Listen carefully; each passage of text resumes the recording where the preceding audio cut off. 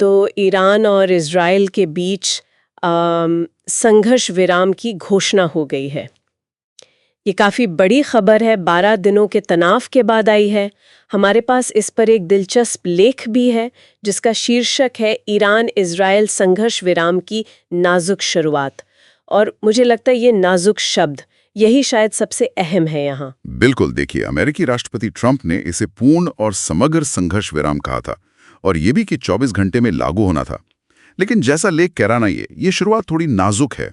जमीनी हकीकत शायद थोड़ी ज्यादा उलझी हुई है। हाँ, क्योंकि घोषणा के तुरंत बाद भी खबरें आ रही थी, इजराइल में सायरन बजने की, ईरान से मिसाइल लॉन्च की। ये कैसा संघर्ष विराम है? सही बात है, ये शुरुआत से ही अस्थिरता का संकेत दे रहा था।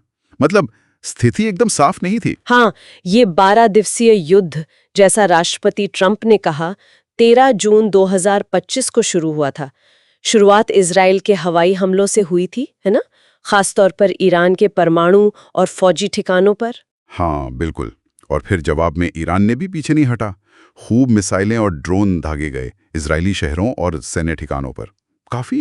काफी तनावपूर्ण 12 दिन थे वो। और फिर अचानक संघर्ष विराम। पर जैसा आपने कहा, कहानी इतनी सीधी नहीं है।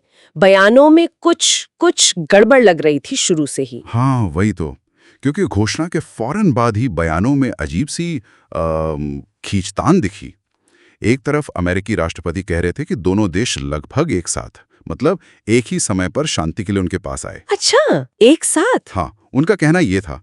लेकिन दूसरी तरफ ईरान के विदेश मंत्री सैयद अब्बास आरागची, वो तो शुरू में किसी औपचारिक समझौते से इनकार कर रहे थे। तो फिर उनका कहना था कि ईरान ने तो बस इजरायली आक्रामकता का जवाब दिया था, कोई समझौता नहीं हुआ। ओह, तो पहले इनकार, फिर बाद में उन्होंने संघर्ष विराम का संकेत भी दिया और अपनी सेना की तारीफ भी की।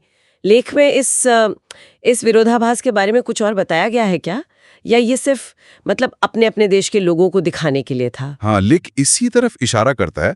ऐसा लगता है कि दोनों तरफ के नेता अपनी घरेलू राजनीति को भी साध रहे थे। शायद ईरान में कट्टरपंथियों को दिखाने के लिए शुरू में वो सख्त रवैया अपनाया गया और बाद में जमीनी हकीकत देखकर थोड़ी नरमी बरती गई होगी। और लेख में पर्दे के पीछे की कूटनीति का भी जिक्र है। कतर जैसे देशों की भूमिका, जिन्होंने शायद ये सहमति बनाने में मदद की। तो मतलब एक तरफ ये कूटनीतिक बातचीत, घोषणाएं, और दूसरी तरफ जमीन पर तनाव बना हुआ है। बाजारों ने तो खैर इस खबर पर अच्छी प्रतिक्रिया दी, तेल के दाम गिरे, स्टॉक मार्केट चढ़ा।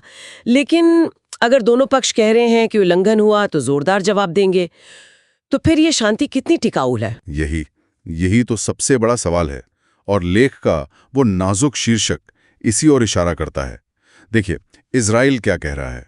वो कह रहा है कि उसने अपने युद्ध के लक्ष्य हासिल कर लिए। अच्छा, क्या लक्ष्य थे उनके? जिसे वो तत्काल दोहरा अस्तित्व का खतरा, परमाणु और बैलिस्टिक कहते हैं, उसे निष्क्रिय कर दिया। लेख के मुताबिक इजराइल के लिए ये कहना जरूरी था कि उसने न सिर्फ ईरान के परमाणु कार्यक्रम पर रोक लगाई, बल्कि उसकी मिसाइल क्षमता को भी कम किया, जिसे वो अपने अस्तित्व के लिए खतरा मानता है। और ईरान, वो क्या कह रहा है? ईरान के पीछे नहीं है। वो भी अपनी सेना की तारीफ कर रहा है कि वो आखिरी मिनट तक लड़ी।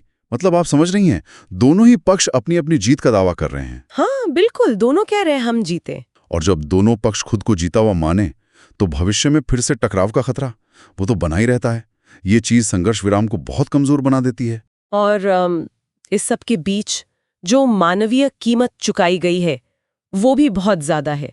ईरान में 400 से ज्यादा मौतें, जिनमें बच्चे भी शामिल बताए जा रहे हैं, और इजराइल में भी कम से कम 24 जानें गईं। हाँ, और ये भी याद रखना होगा कि ईरान ने संघर्ष के दौरान कतर में जो अमेरिकी फौजी अड्डा है उसे भी निशाना बनाया था। तो मामला सिर्फ ईरान इजराइल तक ही सीमित नहीं था। सही कहा। बिल्कुल। ये सब हमें उस बुनियादी सवाल पर वापस लाता है जिस पर लेख जोर दे रहा है। क्या ये संघर्ष विराम सिर्फ लड़ाई में एक ठहराव है? क्या वो मुद्दे जैसे ईरान का परमाणु कार्यक्रम या क्षेत्र में उसका बढ़ता प्रभाव, जिसे लेकर इजराइल हमेशा चिंतित रहता है, क्या वो वाकई हल हो गए हैं? लेख का विश्लेषण तो यही कहता है कि इन पर कोई ठोस सहमति नहीं बनी है।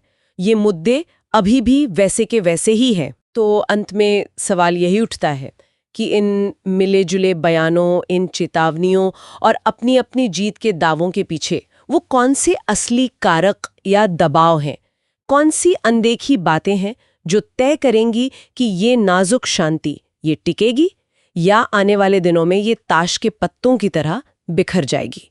इस पर वाकई सोचने की जरूरत है।